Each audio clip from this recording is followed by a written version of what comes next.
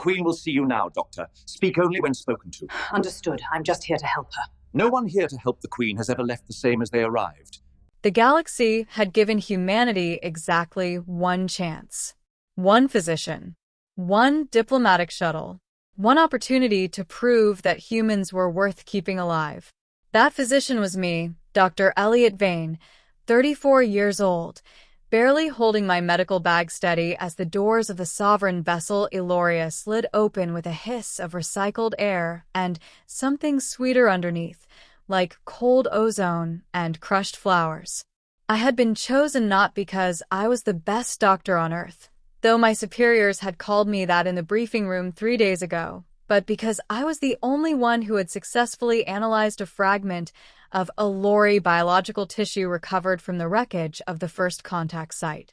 I understood their cellular structure. In theory, the corridor inside the ship was long and pale blue, lit from beneath the floor, everything smooth and curved like the inside of a shell. 2 guards flanked me immediately, tall, silent, their armor the color of deep ocean. They said nothing. They didn't need to. Their hands rested on weapons I couldn't name, and their eyes, pale and unblinking, tracked my every breath. I was here because the Queen was dying. No one outside the Aeloria High Council was supposed to know that.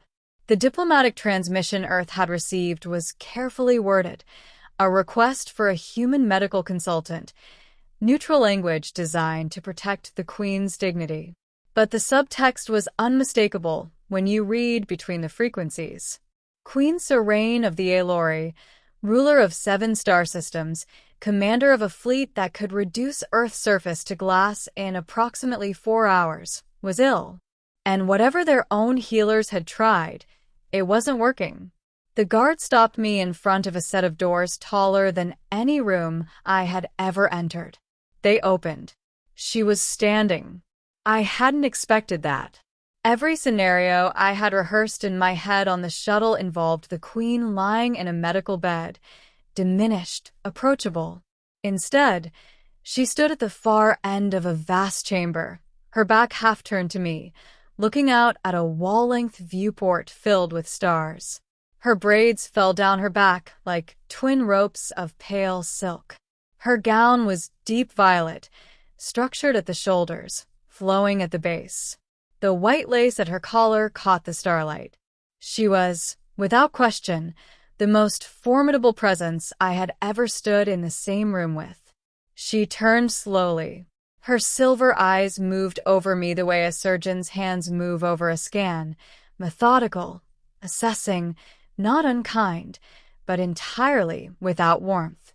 "You are the human physician." Her voice was low. Not a question. "Dr. Elliot Vane," I said. My voice held. "Barely."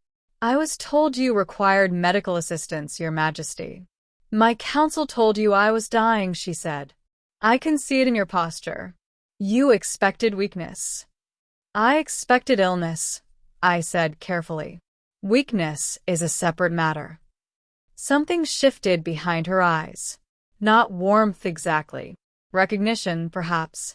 "Then begin," she said. I worked for 3 hours.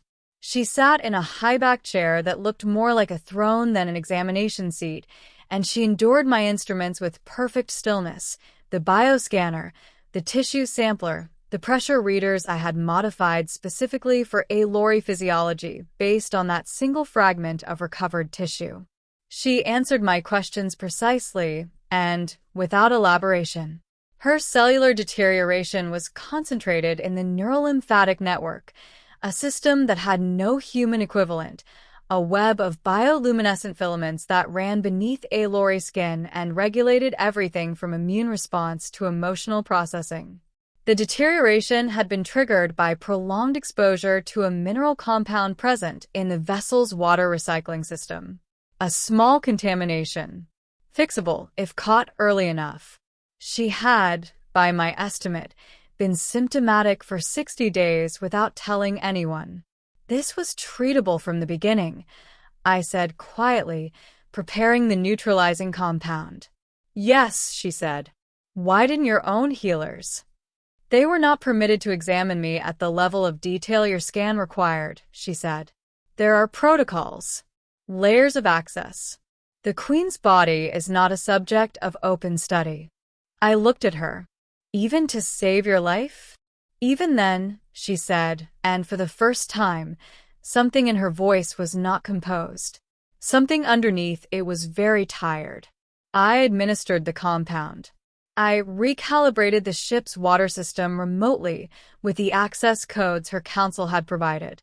I made notes she would need for recovery, rest cycles, dietary adjustments, a follow-up scan in 14 days. And then I began packing my bag. Dr. Vane.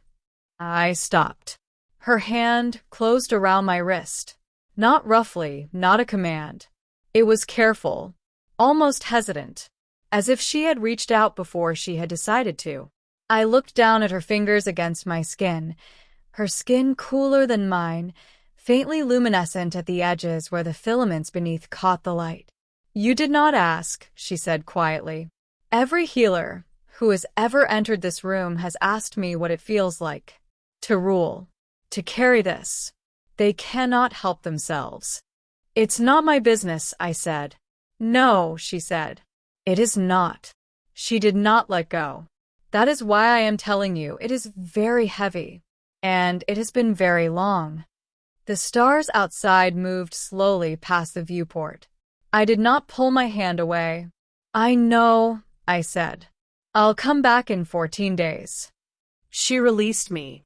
And when I walked back down that pale blue corridor, past the silent guards, toward the shuttle that would carry me home, I understood something that no diplomatic briefing had ever prepared me for. The most powerful being in 7 star systems had simply needed, for one moment, for someone to stay.